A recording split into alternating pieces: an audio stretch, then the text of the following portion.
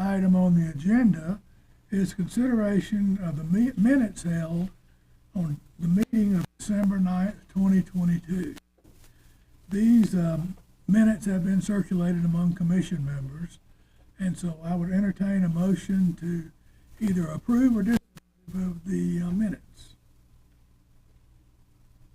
Move to adopt the minutes of the December 9th, 2022 commission meeting as circulated. Is there a second? Second. Okay, we have a motion and a second. Any further discussion? All right, I'm going to call for the question. All in favor of approving the minutes signify by saying aye. Aye. Well, actually, Debbie likes us to raise our hand.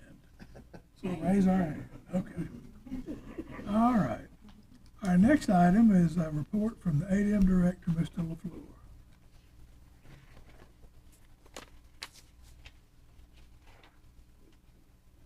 Good morning, Commissioners. I would like to take a moment just to, on behalf of the department and all of our personnel, extend our condolences to Ms. Merritt, one of our commission members whose husband passed away recently, and she is unable to be here today because of that. But I know I add our condolences along with the rest of the commission expressing their condolences. See if I got any room here. All right. Welcome to all of you to this third meeting of the Alabama Environmental Management Commission for fiscal year 2023. It's my practice to periodically report on the state of the environment in Alabama to see if our efforts have resulted in measurable improvements to the environment in our state. Today's report will update you on the latest information concerning the condition of Alabama's environment. There will also be an update on the department's significant work to fund upgrades to water and sewer systems throughout the state. Finally, I will give you an update on the vegetative waste fire near the city of Moody. It had also been my intention to give you a progress report on the construction of the desperately needed new field office and laboratory in Mobile, but with the very full agenda today, I will defer that report until the April commission meeting.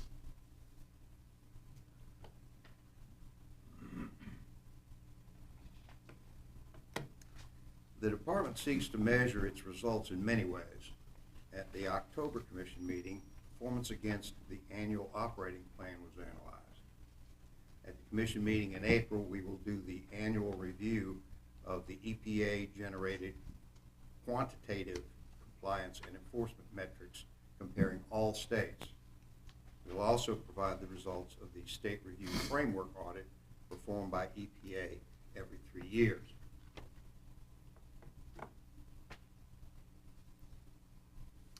Today we will look at the state of the environment in Alabama to see if efforts have actually resulted in a measurably better quality environment in Alabama. The last report on the state of the environment was in June of 2021. The state of the environment takes the longer view and compares the quality of the state of Alabama's environment when reliable records were first became available some 20 to 30 years ago versus where it is now to see if Alabama's environment is improving. The following series of slides will show the comparison for air, water, and land media. Unlike the quantitative performance metrics available from EPA, comparable environmental quality data from other states is not available. We begin with air data.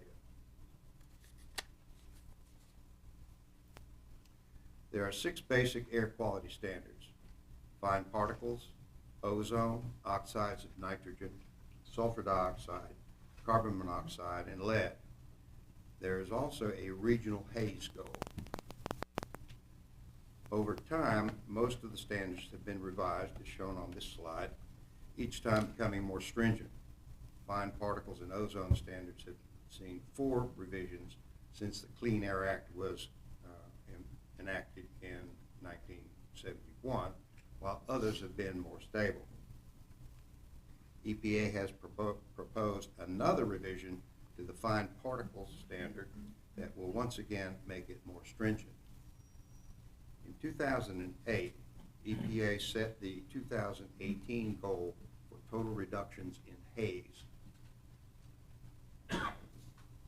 As this next slide shows, one by one, Alabama has been able to attain individual air quality standards statewide, even as the standards have become tighter. Fine particle standard was first met in 2013, followed by ozone in 2014, and the NOx standard was first met back in 1971, SO2 in 1977, carbon monoxide in 1971, and lead in 2015. In 2015, for the first time since the Clean Air Act was enacted in 1971, the state of Alabama reached attainment for all air quality standards. In addition, ADEM has met the 2018 regional haze goal in 2013, 5 years early. This graph shows air emissions from major sources in Alabama have declined materially since 1990, and improvement continues even after those ever more stringent air quality standards were attained. The trend of declining emissions, last reported on the state of the environment in Alabama in June of 2021, continues. The air in Alabama is much cleaner than it was in 1990. In the water media, we will look at drinking water data first because of its importance in that it directly impacts every individual in Alabama. Potential contaminants in drinking water fall into 4 categories: organic chemicals, inorganic chemicals, radionuclides, and microbes. In 1982, when the department was created, there were 23 drinking water contaminants regulated. That number is currently 89, as it has been for several years, with most of the increase being in the organic chemicals category. We do expect an increase in the number of drinking water contaminants regulated in the future as a result of anticipated development of federally mandated maximum contaminant levels for per- and polyfluoroalkyl substances. We are obviously regulating more potential contaminants in drinking water. With more contaminants to monitor, how well are the water systems doing? In 1982, 82% of the water systems in Alabama were consistently in compliance with the standards for the 23 regulated contaminants. Today, 98% of the water systems in Alabama are continuously in compliance with the health-based standards for the 89 contaminants now regulated. This is the same as it was in 2021. As I've noted in the past, only the state of Hawaii has had lower number of drinking water violations than here in Alabama. The people of Alabama can have great confidence in the quality of their drinking water. Another measure of water quality looks at the impairments to surface waters in the state. Section 303D of the Clean Water Act calls for a listing of impaired water bodies, which are those not meeting federally approved water quality standards for various pollutants such as nutrients, pathogens, metals, and suspended solids. This chart couples both the area of impairments and the number of pollutants. For example, if 1 mile of stream or 1 acre of surface water is impaired for nutrients and pathogens, that would be counted as 2 combination miles of impaired stream or 2 combination acres of surface water. 25% of the 59,000 miles of perennial streams and rivers and 93% of the more than 1 million acres of lakes, reservoirs, ocean, and estuaries in the state have now been fully assessed for impairment. Over the years, as more water bodies have been assessed, more impairments have been identified and listed. During the period between 1998 and 2022, more than 13,000 combination miles of impaired rivers and streams were identified and added to the 303D list. In 2022, there remained about 4,500 combination miles of impaired rivers and streams as a result of 9,000 combination miles being removed from the list due to improved water quality or being addressed through the development of a total maximum daily load, or TMDL, determination. TMDL sets strict limits for the discharge of pollutants into the assessed water body that will bring that water body into compliance with water quality standards. This data reflects the removal of 340 combination miles from what was reported back in 2021.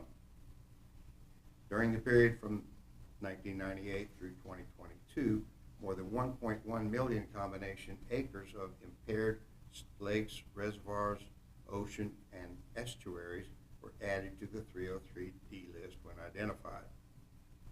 In 2022, there remained about 660,000 combination acres of impaired lakes, reservoirs, ocean, and estuaries as a result of more than 450,000 combination acres being removed from the list due to improved water quality or being addressed by TMDL development. As with rivers and streams, this shows continued improvement since our last report. Overall, impaired water bodies have seen significant improvement over the years, and that improvement continues. The 303D list identifies impaired water bodies.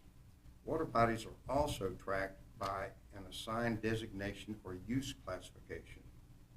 The data in this slide will go back to 1982, which is a bit further back than the previous slide. Looking at the three highest classifications and designations, Outstanding National Resource Waters, Outstanding Alabama Waters, and Treasured Alabama Lakes, as you can see, in 1982, no state waters were yet determined to have met the requirements to be designated in the highest categories.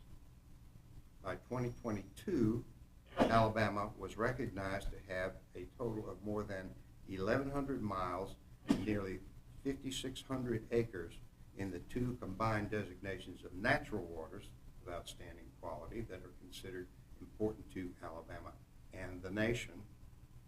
Alabama also had more than 40,000 acres of exceptionally high quality waters resulting from the man-made impoundment of water courses into reservoirs with the Treasured Alabama Lakes designation. Conversely, at the other end of the scale, the number of miles of water courses in the lowest use classifications, which is below the fish and wildlife classification and suitable only for industrial and agricultural use, has declined from more than 700 miles to just over 100 miles. Since 1982, Alabama has seen dramatic increases in waters qualifying for the highest quality designations and use classifications, and likewise dramatic decrease in those falling into the lowest classification. As measured by drinking water quality, impaired water bodies, and water body designations and use classifications, water quality in Alabama is exceptionally good and continues to improve. Moving on to data from the land media, we begin by looking at landfills. Landfills are a necessary feature if we are to dispose of solid waste generated by each of us in a safe, efficient, and effective manner. In 1989, Alabama had 141 unlined municipal solid waste landfills. All of those have been closed. And today there are 30 state-of-the-art lined MSW permitted landfills handling all the municipal waste, solid waste in Alabama. The number of operating landfills is down 2 from 2021.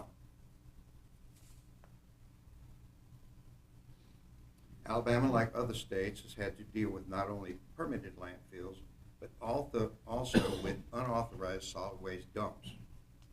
Since 2009, more than 2,200 unauthorized solid waste dumps have been remediated. This is up 9.9% over 2021.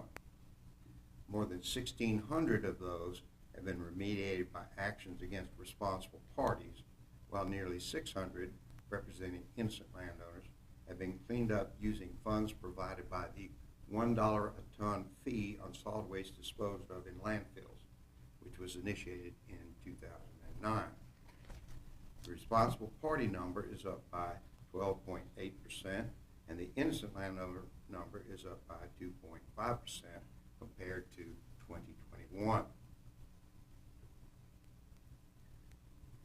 In addition to safely disposing of solid waste, efforts have been expanding to reduce the total amount of solid waste in Alabama by promoting recycling. Once again, significant progress has been made since our last report in 2021, just as it has been in prior years. The solid waste reduction rate in Alabama today is more than 5 times what it was in 1989 and has now surpassed the 25% recycling goal set back in 1991, and this compares favorably with national averages. The total recycling volume now comes to 3.9 million tons per year, a whopping 56% increase since 2021. A robust recycling grant program administered by ADEM since 2010 has provided more than $24 million in grants to help achieve the success. Scrap tires present special problems as fire hazards and breeding grounds for vectors. Since 2006, 370 illegal scrap tire dumps containing 11 million tires have been cleaned up. The number of scrap tire dumps cleaned up is up 3%. Today, solid waste in Alabama's environment is being dealt with responsibly.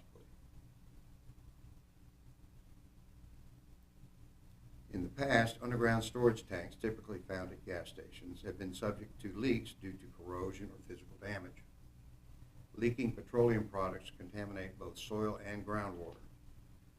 New regulations and technology now prevent or provide for early detection of leaks from tanks installed in recent years, but many legacy sites exist in Alabama and throughout the nation.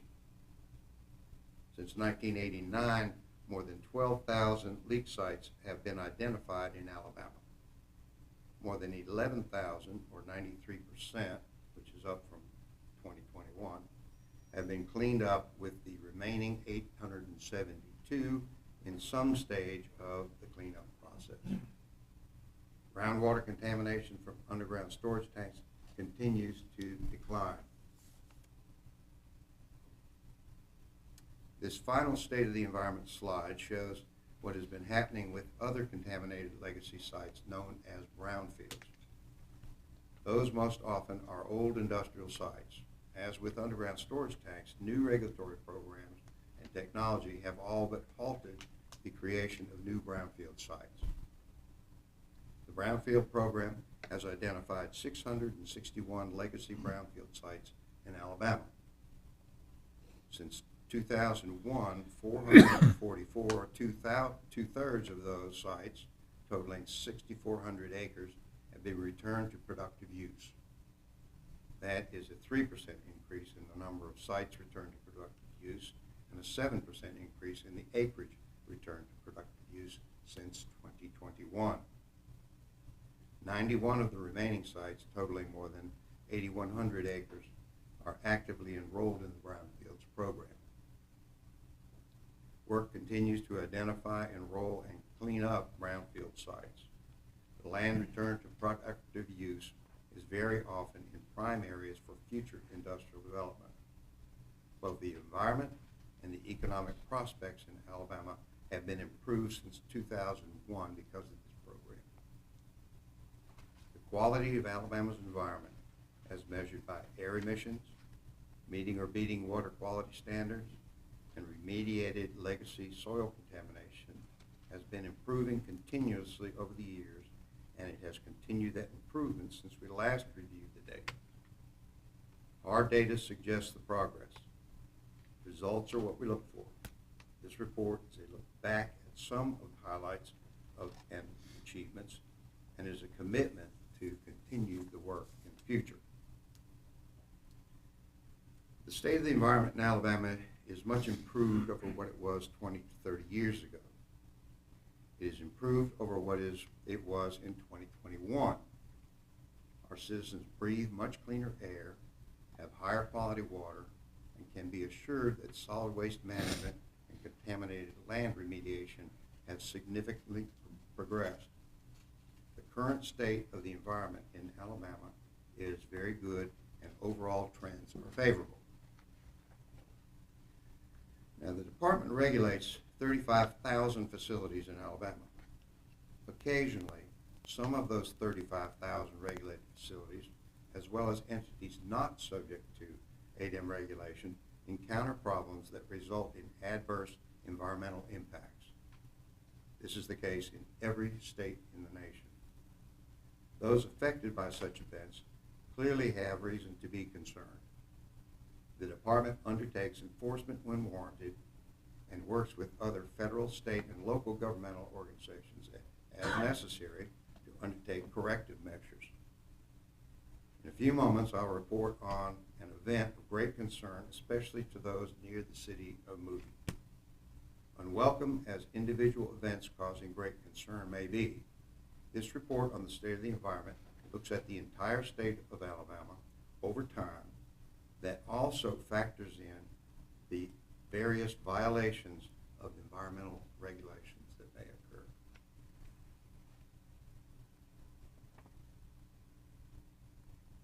Improving the environment requires many actions, including statutory activities, regulatory oversight, commitment to cooperative efforts, and investment in infrastructure.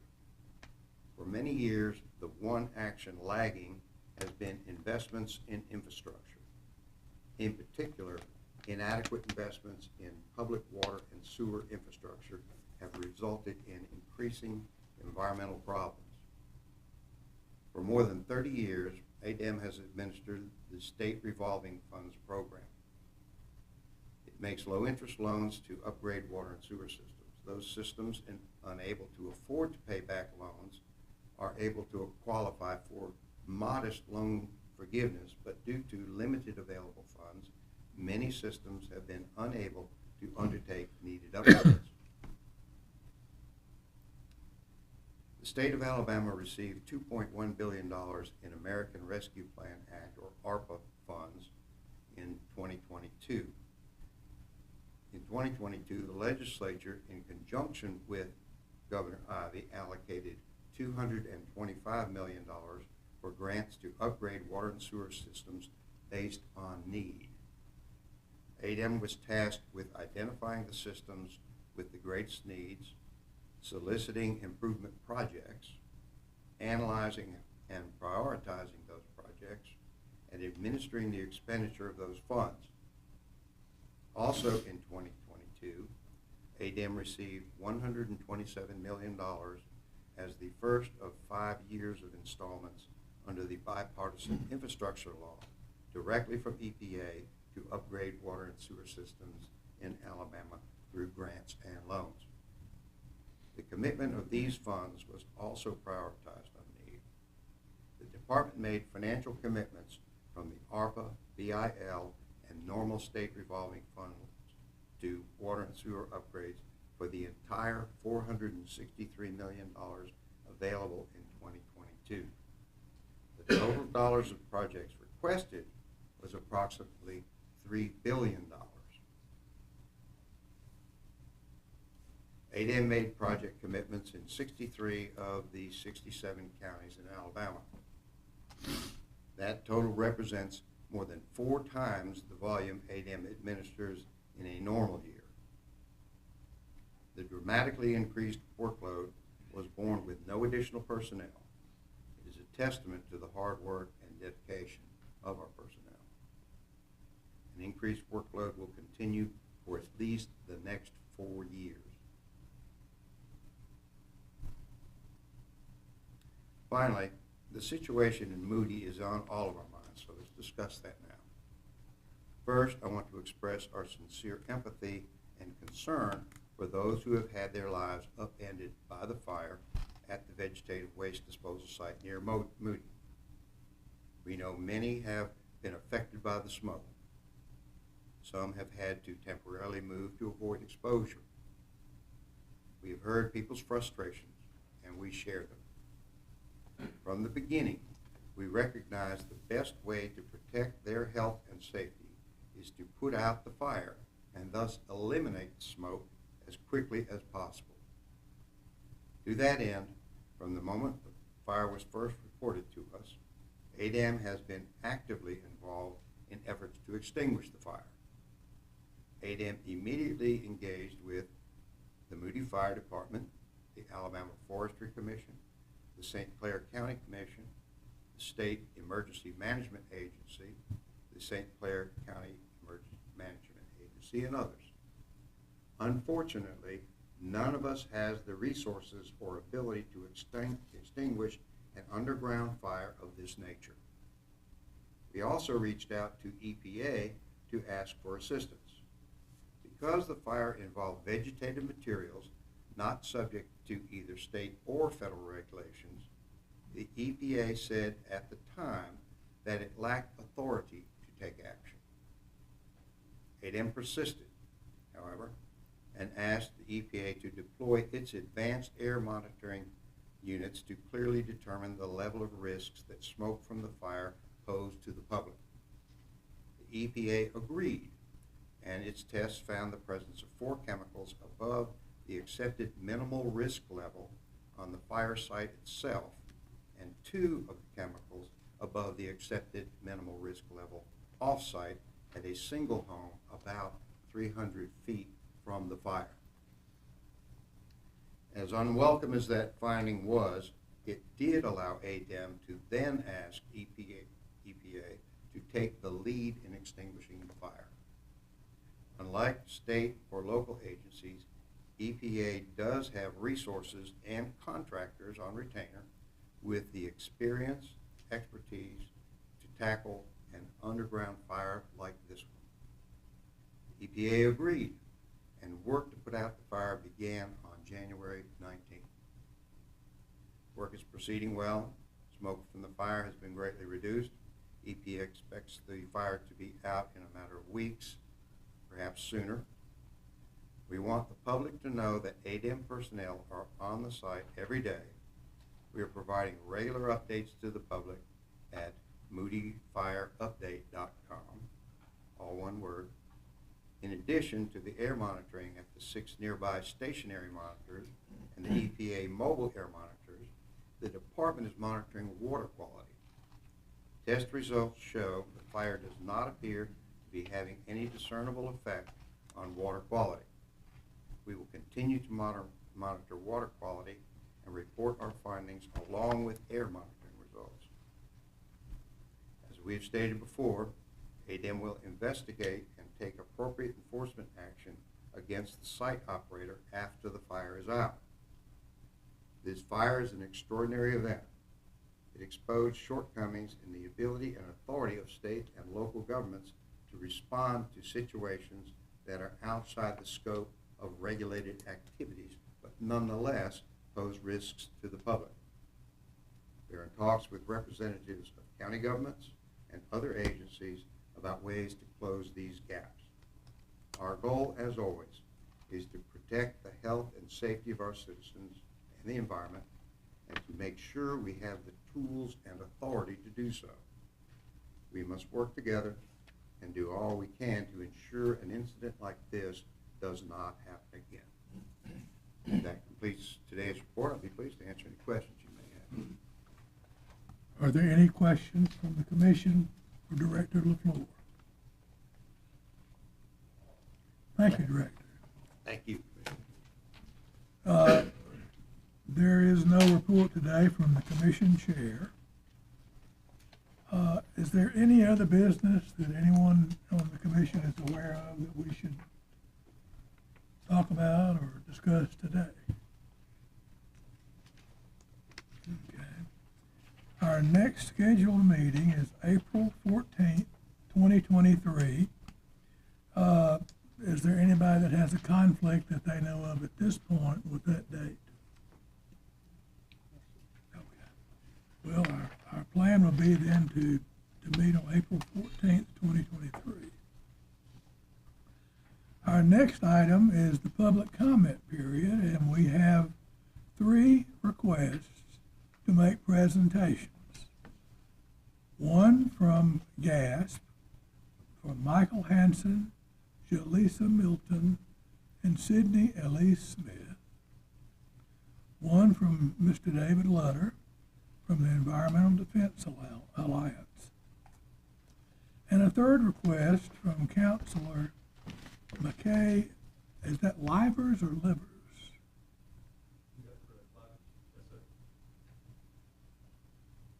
Well, anyway, he's from Morris, Alabama, and he has made a request to discuss a chicken litter problem as he described it.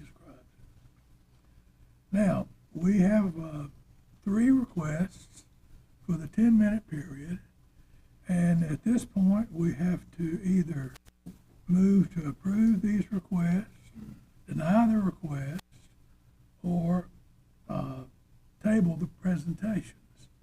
Do I have a motion for one of those 3? So moved. So moved. Second. That we, To have the presentation. all right. Is there a second? Second. So we have a motion and a second. Any further discussion?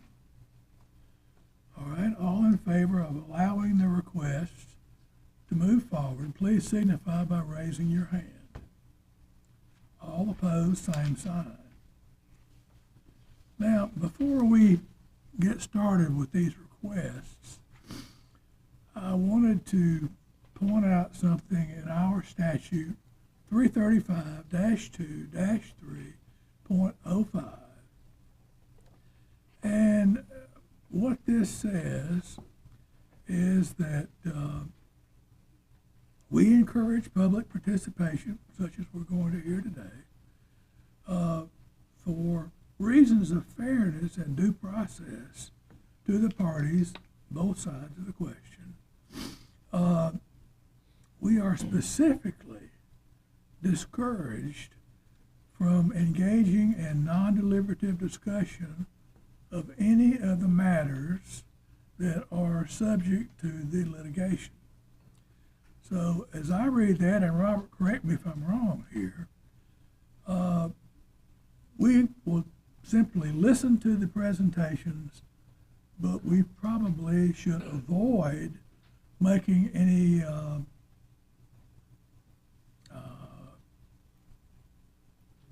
response to these proposals.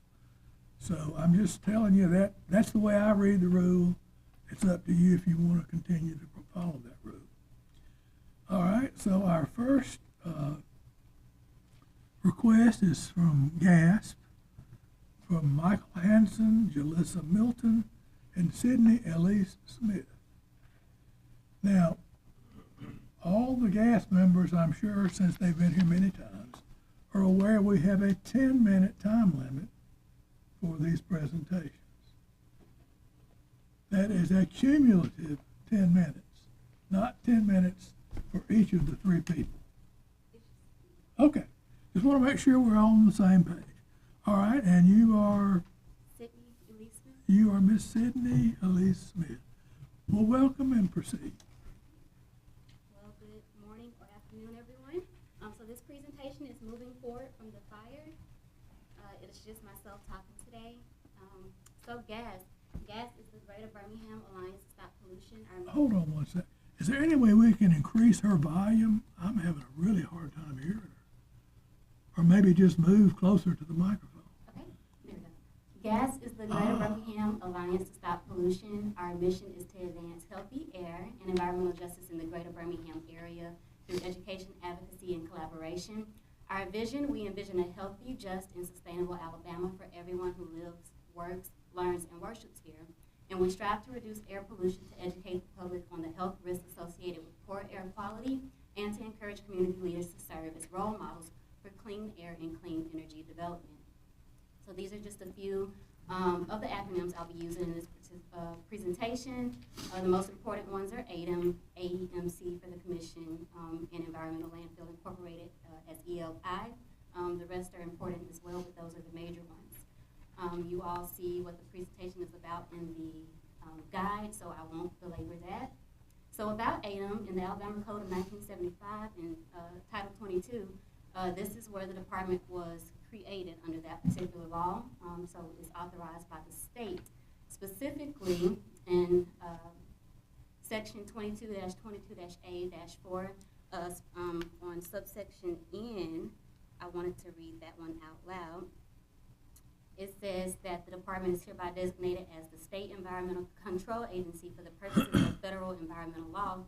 Specifically, the department is designated as the State Air Pollution Control Agency for the purposes of the Clean Air Act, as the State Water Pollution Control Agency for the purposes of the Federal Clean Water Act, the state agency responsible for the promulgation and enforcement of drinking water regulations in accordance with the Federal Safe Drinking Water Act, also responsible for the promulgation and enforcement of solid and hazardous waste regulations. Okay, sure. Okay. Regulations, and authorized to take all necessary and appropriate actions to secure to this state the benefits of federal environmental laws. ADEM's mission is to assure for all citizens of the state a safe, healthful, and productive environment.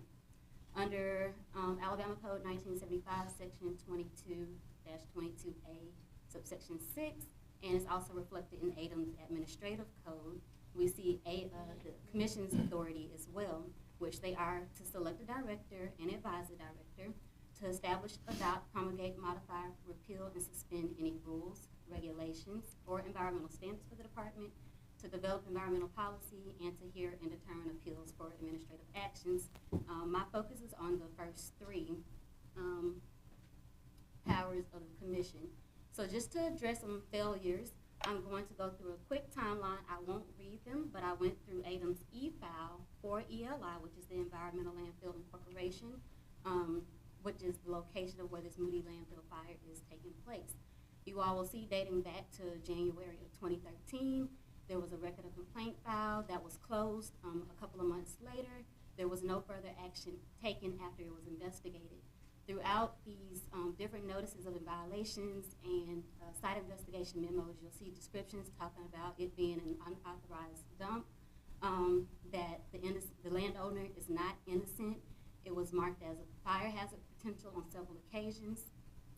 You'll see where the inspector marked waste descriptions as construction demolition waste, household waste, scrap tires, etc. And that goes on. We're in 2017. It's still some of the same things. They come out, they investigate. They still determine that the landfill is responsible for being an unauthorized dump. Several correspondences, several memos still. We're in 2023, we got the EPA sampling report where they revealed that there were chemicals identified that exceeded certain levels where removal action may be triggered. We know that they're working on everything, and the most recent document in the e-file is a letter from ADEM to the landowner requiring the operator to provide certain documents of certain transactions that have taken place with the landfill. So with the Moody landfill fire timeline, we know that this was reported on Friday, November 25th, back in 2022. And to date, as you heard earlier, they are making efforts to extinguish the fire. That is a top priority. As an air pollution regulation organization, we are concerned with the lasting impacts beyond extinguishing the fire. That is a public health concern. So going back to the failures, it is our assertion that ADEM failed to regulate. While we understand that ADEM claims it had no authority over ELI because the landfill is not regulated, there should have been rules in place for when a green waste landfill poses or presents as a regulated landfill due to noncompliance, abuse of leniency, etc. ADEM also failed to enforce ELI's track record in the ADEM e-file demonstrates multiple notices of violations, indications of fire hazards, indication of non-innocent landowner, and demonstration of the presence of regulated waste in their landfill. One of the memos dated on August 10th, and that's in the presentation as well, was an 18-month opportunity for the owner to rectify the situations, the different debris that was out there. And that was the most recent documentation prior to the land fire starting. It is also our assertion that ADEM failed to enforce. So while ADEM claimed no authority for land matters, ADEM is still responsible for the air under the authority mentioned earlier. This is copied directly from your website. The Air Division also administers the delegable provisions of the Clean Air Act, the federal law that regulates air emissions from stationary and mobile sources. The Air Division has primary jurisdiction over all air emission sources within the state, except for those emission sources located within Jefferson County or the city of Huntsville. So in ADEM's admin code under regulation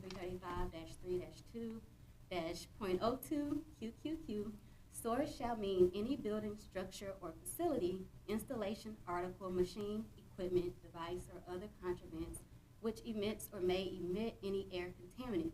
Any activity which utilizes abrasives or chemicals for cleaning or any other purpose, such as cleaning the exterior of buildings which emits air contaminant shall be considered a source.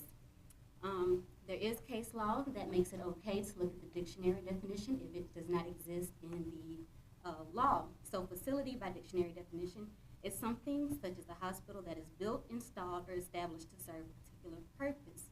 So based on this definition, ELI is the facility established to accept and dispose of natural waste, and under ADEM's definition of source, ELI is a source that emits or may emit any air contaminant. So it's also our assertion that ADEM failed to respond. ELI is still an emissions air source regardless of its claimed status as a facility with unregulated materials. Therefore, ADEM failed to declare a chapter air pollution emergency under the code. We provided data as GASP, and the EPA recently provided data, and there was no action from ADEM. The AMC failed to advise, so ADEM was not properly advised by the Commission on how or what to do to effectively regulate ELI in the past 5 or so years, nor how to directly handle this Moody landfill fire situation. And our final assertion is that the Commission failed to advise. The statements that ADEM has no authority to regulate green waste is inaccurate, and the Commission failed to advise accordingly. So our proposal in Proposal 1 and the Commission's advisory capacity, you need to direct ADEM to regulate green waste as it is part of the definition of solid waste, and you can find that in the applicable code. Proposal 2, in its advisory capacity, the Commission needs to direct the department to create an action plan to tackle emergencies like this in the future. Again, regulation is only part of the strategy for efficient landfill operations like ELI, and that's the applicable code. Proposal 3, that's a typo. It should say ADEM. So ADEM needs to include organizations like GASP who are representative of the community to contribute to pending discussions and planning of certain environmental rules, regulations, and laws, along with the Commission's attorney, engineer, scientist, and remainder of the Commission, and that's pursuant to that code. The department does have the authority to do so. Our rationale for our proposals is to promote an effort to eliminate illegal and/or improper waste disposal, an opportunity to fix the gaps in the law concerning a specific type of waste, to strengthen designated authorities charged with environmental management and protection matters in the areas of regulation, management, and enforcement, and to prevent future public health and environmental disasters and emergencies, to prevent future threats to public health, safety, and the environment in this capacity. Thank you for your time and consideration. Thank you.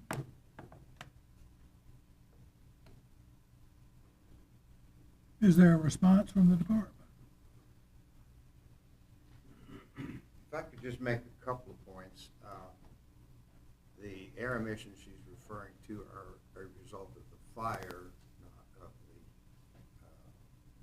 regulated status of the landfill, of the waste disposal site, vegetative waste disposal site.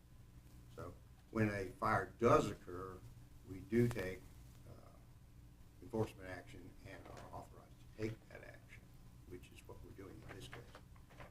far as the proposal to change the rule to cover vegetative waste, I believe that the attorneys will be responding to the next presentation, that will likely require legislation as opposed to regulatory action, rulemaking, to accomplish that.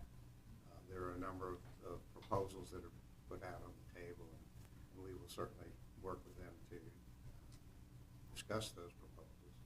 But they currently do have the opportunity, as all citizens and organizations do, to comment on any proposed regulations that the Commission may be considering. They have the opportunity to propose rules for the Commission to consider, and they have the opportunity, like all citizens do, to allow the legislature to undertake any legislation that may be required. So we certainly support those opportunities that they do have, as all citizens and organizations do. If you have any questions, I'll be happy to address them, but we will address these in more detail. I was very pleased to see that she was making extensive use of our e-file system. We are among the most transparent systems or agencies in the state for sure, and in the nation, where all of this documentation is readily available to anybody who could wish to have it. And does not require a lengthy process to get those documents. They can find whatever they're looking for in there. But thank you for using that. Appreciate that. Thank you. I have a couple of things I'd like to say, but based on my reading of the rules, I'm not supposed to, so I'm not going to. All right. Now we have Mr. David Lutter.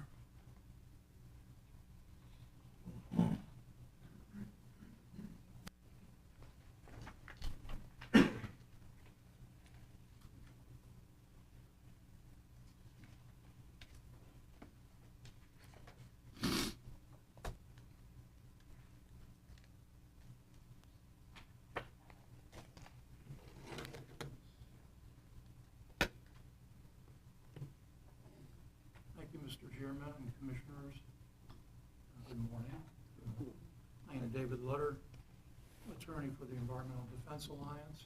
I sent you a rather long letter, I guess, on January 26th, describing this presentation.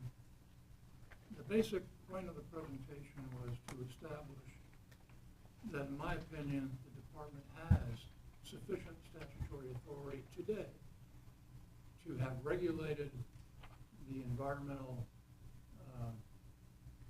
landfill site as well as other green waste disposal sites. And what I'd like to do is just very briefly summarize how I get to that conclusion.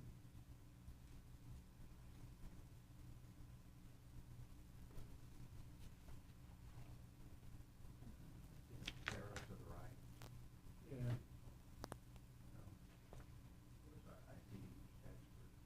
I got it upside down. There you go. Okay.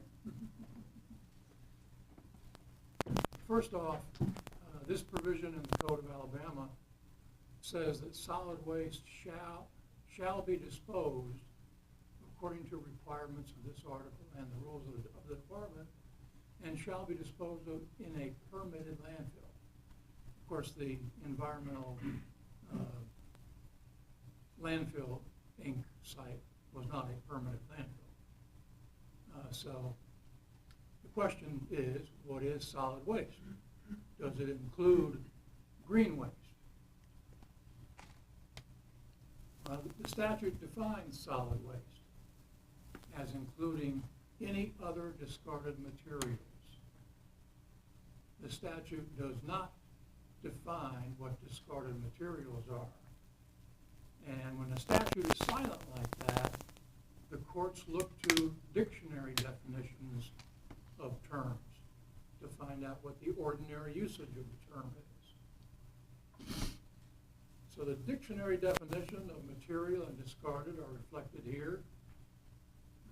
Material is basically any matter, and discarded is any material that has been rejected, cast aside, or abandoned as no longer needed or wanted. So that's probably what the courts would look to, at least in the absence of a statutory definition. Now, in one ADEM rule on the solid waste program, there is a definition of discarded material. It's very much like the dictionary definitions. It's material that is thrown away, abandoned, disposed of, or otherwise given up without the intent to reuse, recycle, or reclaim. Green waste that is put in a landfill is a discarded material. It's not going to be reused or recycled or reclaimed. It's abandoned or disposed of in the landfill. So, stumps, logs, tree limbs, brush, yard trimmings, leaves, and other vegetative debris that is disposed of is a discarded material as defined both in the ADEM rule and in dictionary definitions. Going further, stumps, logs, tree limbs, brush, yard trimmings, leaves, and other vegetative debris, which are, as I said, discarded material and solid waste that is disposed of on land, according to the statute, shall be disposed of in a permitted landfill. So my concern, or the concern of the Environmental Defense Alliance, is probably has less to do with the environmental landfill, Inc. Landfill, because that's in the process of being mitigated. Our concern is really, what about all the other green waste landfills in this state that do not have any protection against fires like occurred at the one in St. Clair County?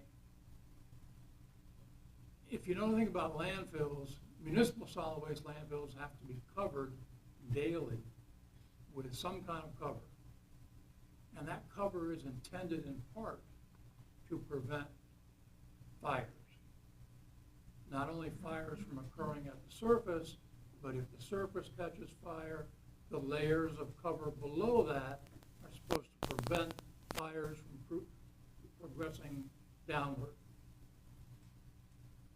Construction and demolition debris landfills also have to be covered periodically.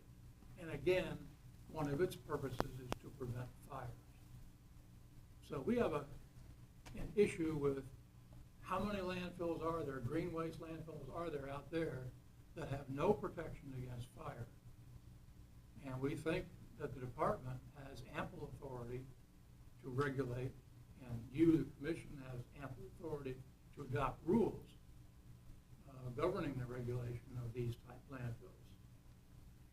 Now, on January 19th, I submitted a public records request to the department to try to learn how many landfills like this do we know exist in Alabama. I'm still waiting on an answer, but that's obviously one of the first things that has to be determined. How many are out there? Some other things that we have suggested in our letter are that there ought to be an immediate inspection of these landfills by ADEM to determine whether or not they present any risk to the environment presently. At some point, we need to determine whether any cover has been included in these landfills. And then we need to go on further and begin a regulation process to make sure that the same kind of fire that happened up in St. Clair County doesn't occur elsewhere. It's a risk. It's a risk that has been demonstrated to exist, and we ought not to ignore it. Thank you. Thank you, Mr. Lutter. Is there a response from the department?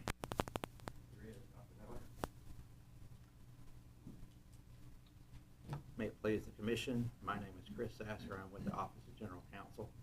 Be brief, just 3 points. First, from the definition of solid waste, the legislature excludes waste from silvicultural operations.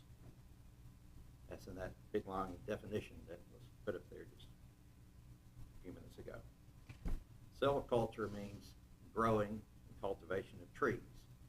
That's from the Google English Online Dictionary that's published, that's provided by the Oxford Publishers. Waste from those operations would, of course, be limbs, logs, stumps, and associated vegetation. And even if this definition is a little more narrow, that is, it means only some kinds of tree cultivation, there's no practical way to tell where this waste comes from once it's disposed. A limb is a limb is a limb. And so, also, there's no rational basis to treat this kind of waste from different places differently. All right, thank you, Mr. Sasser. All right, our third request is from McKay Livers Livers from Morris, Alabama. Welcome, McKay. I'm just going to use your first name. We're glad you're here.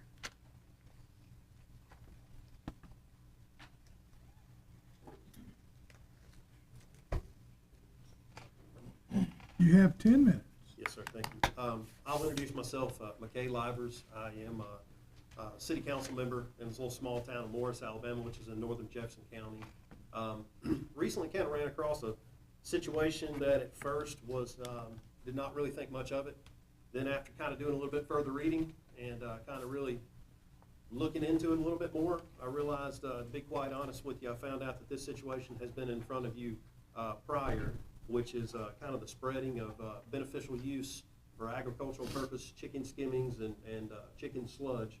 There's many names out there for it. What I kind of wanted to do is just kind of recap very quickly kind of what happened in our town, and then just kind of bring it to your attention and make a couple of requests potentially. So Morris, Alabama, North Jefferson County is about 18 miles north of downtown Birmingham, so kind of at the northern point there. But about September, October, we noticed that multiple, and when I say multiple, probably 10 plus would be a pretty safe, conservative number, 10 plus tanker trucks traversing through our town limits, going just on the outskirts of town, and then later find out actually operating within our city limits. I'll discuss that in a minute. Trying to figure out what was going on. That was followed shortly thereafter by a faint odor, and then that culminated with a couple of situations on a spread of about a week where the odor was literally unbearable to the point where residents within the area, we started fielding multiple complaints and had no idea what was going on. So kind of the request is just kind of some ideas and things that I kind of thought of that might be beneficial and help with that is just to basically, right now, from what I have observed, and I could be incorrect, so please understand that, but from what I've observed, there's a minimum standard, and that minimum footage distance does not vary based on the location. And so kind of one of my requests is just to kind of take a little bit more consideration into the locale based on potentially population density and also the route traveled, I think is important to kind of note. Secondly, just kind of requiring also a little bit of additional notification to the local government entities, including with these operations being a financial situation, not to the end user, but including potentially requesting that the proper local governmental business licenses and those kind of things be acquired, because that gives us an opportunity for some sort of a rebuttal, basically. So I just wanted to kind of point out, this is kind of the location of Morris on the screen. The operations here, there's a little faint red line, you can't see it very well. The operations occurred there in that location, and then heading to the left of the screen there, continued along those fields. As you can kind of see, Morris, Alabama, we are small, but we have a fairly large population density in the area, as well as most of Jefferson County does. So I'll just point out a few locations. As you can see, there's the city. I wanted to kind of just, I don't think I've got a pointer on here, but kind of the operation is in the southern part of the screen there. As you can see here, we've got a pretty small little downtown area, but those areas Those vehicles were traveling daily. From what I understand, the operation is still active. I requested whether or not to find out whether this was, and I did not get a response. I asked a couple of times on that, and so I believe it is still, from what I understand, an active site based on using the e-file system as well. So first request is just requesting some new requirements, just kind of taking a secondary look and just kind of a little bit more extensive look before permitting these operations. From what I'm understanding, and I'm sure I'm a little incorrect on this, so please feel free to correct me on some of these things, but it seems to be, from what I'm being able to see, is you're given a list and of the operations, and as long as it's within those minimum footages, it's permitted. I'll kind of point out a couple of things on this, and then I'll kind of go into the secondary request.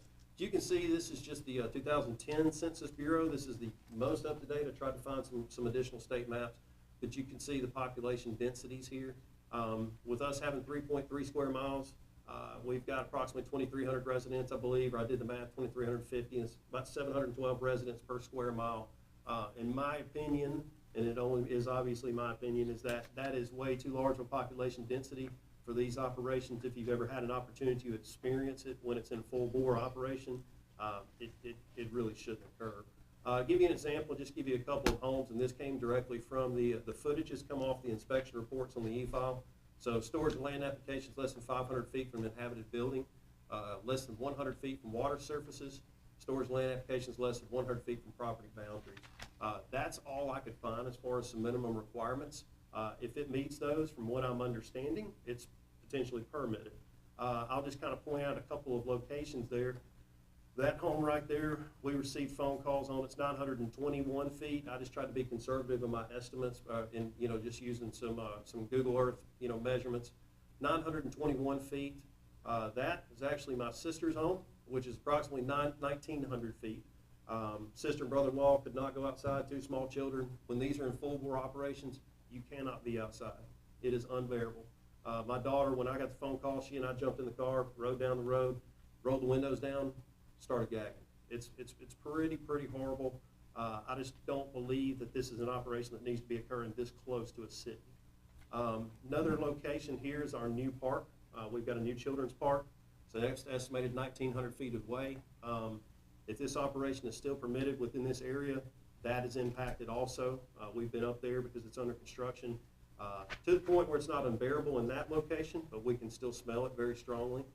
Kind of mentioned too, this is just kind of, I'm going to go back to this in just a minute, but this is also kind of the route that's traversed to get to that particular location as well. That's one of the considerations I think I'd like to be considered as well, is just what is the route and how many people and what's impacted along that route to get to these operations. If a spill were to occur in that location, we're going to be very, very poorly prepared to be able to handle any kind of a situation like that. So that kind of brings me to the second request, to be just for the commission to require any type of operations. Once again, I mentioned, to kind of obtain or at least provide some education to the local communities and government entities that would be involved. We should be made aware, at least in some way, shape, or form, that this operation is going to be occurring within our area.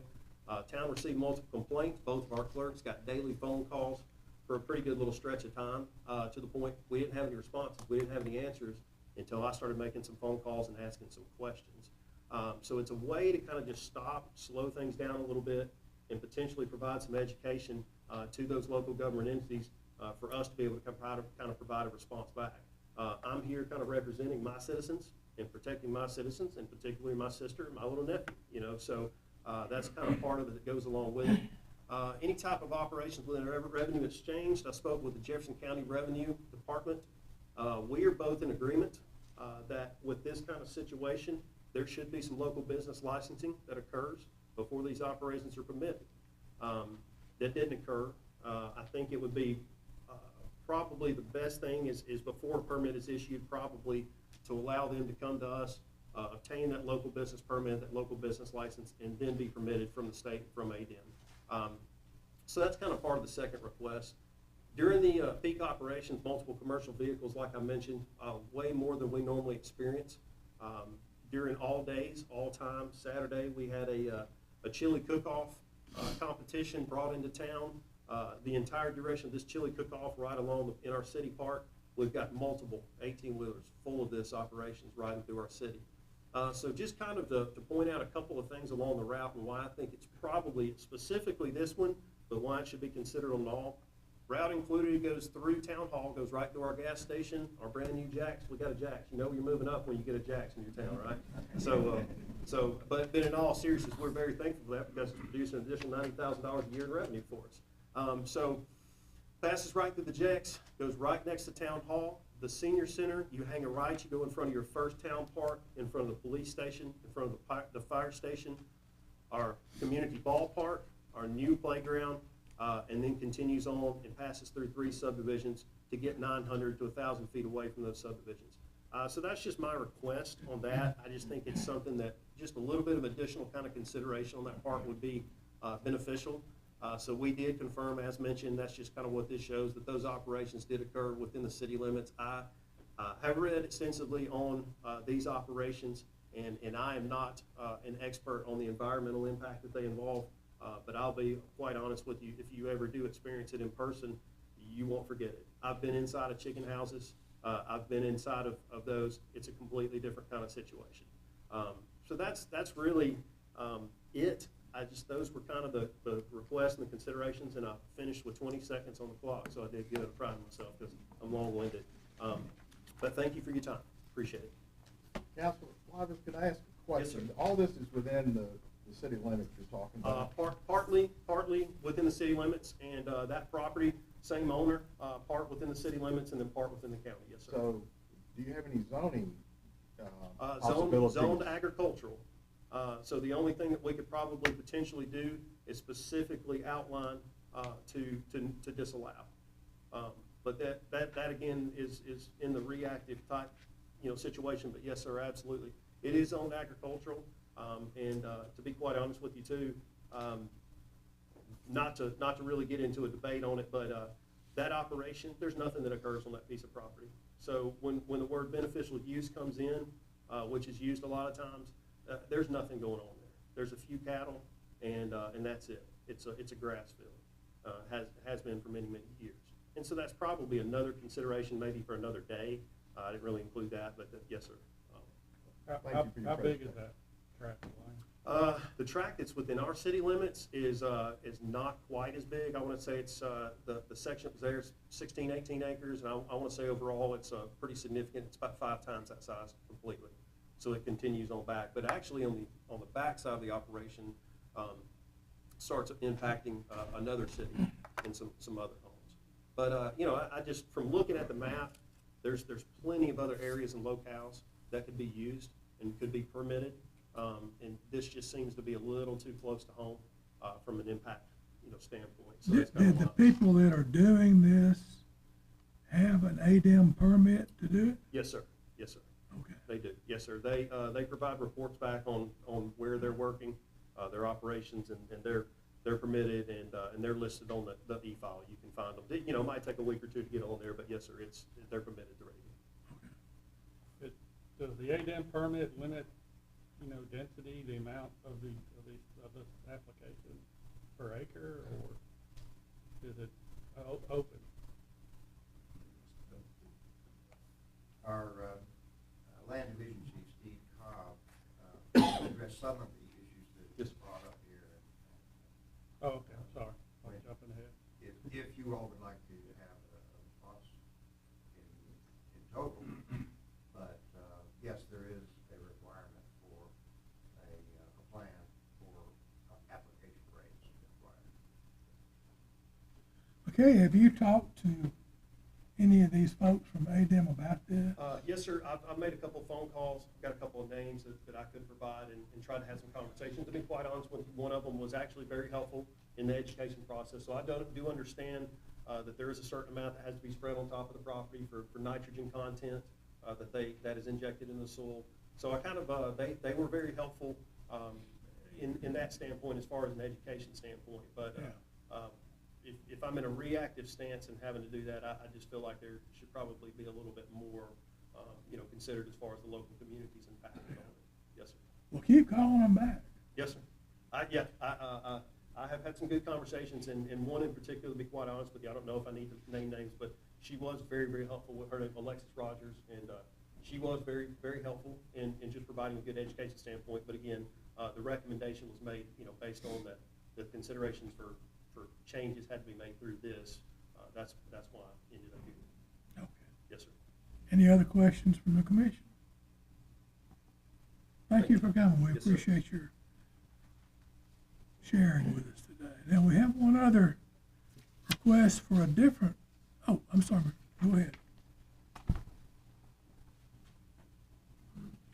Chairman Miller, Stephen Cobb, Chief of the Land Division, if I could just cover a couple of points regarding this.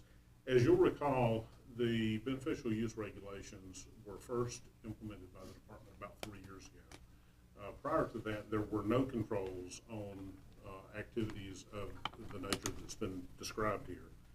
And after the first 2 years of operation of those regulations, we came back to the commission about a year ago with substantial upgrades to those activities.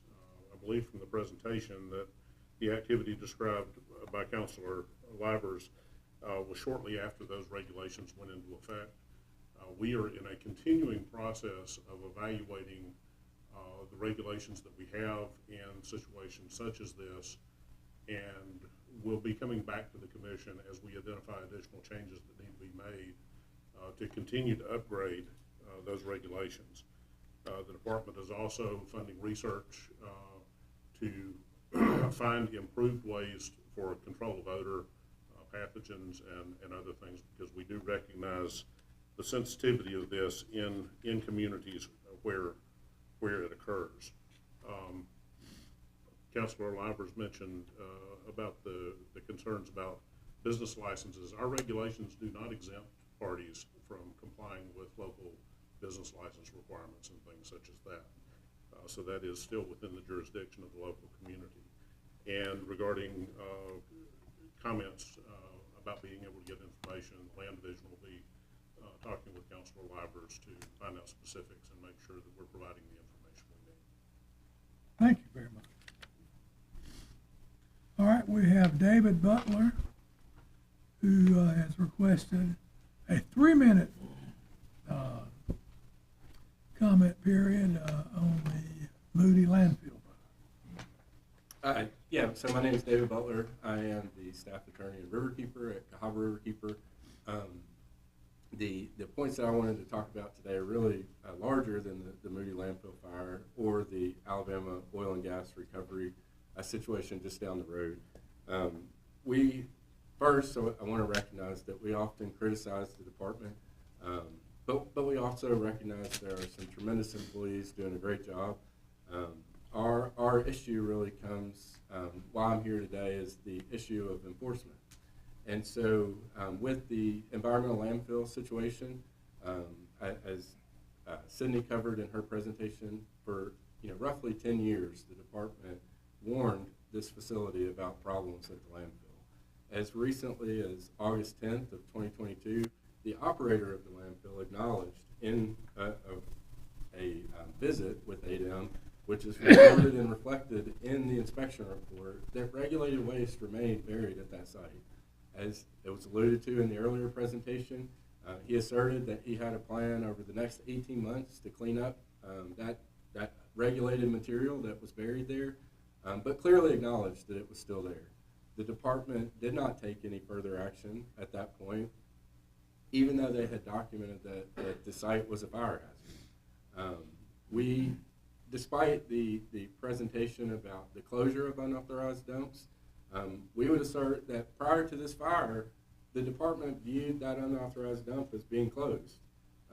We have demonstrated through water quality testing, through air monitoring, that there are regulated materials burning at that site.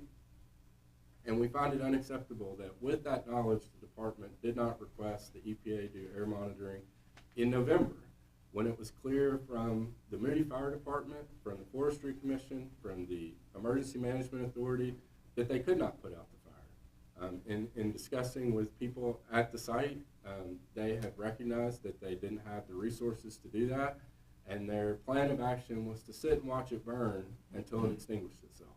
While the residents in the area were being told that only vegetative waste was burning there. the EPA air quality results that were returned in mid-January clearly demonstrated that was not the case. In February of this year, the department sent a notice to the residents in the area that they are monitoring the situation. The people there felt like that every resident that we've talked to that received that notice felt like it was far too late to be useful. In the situation with the Alabama Oil and Recovery business, is an oil aggregator that collected and transported hazardous waste. They have not filled out one piece of paperwork in over 4 years. They have not submitted monitoring reports, certifications, anything. And until this landfill fire, the department had failed to take action to ensure that that site was closed. And so that's two sites within a mile and a half of each other that demonstrate the failure of enforcement. Thank you. Thank you.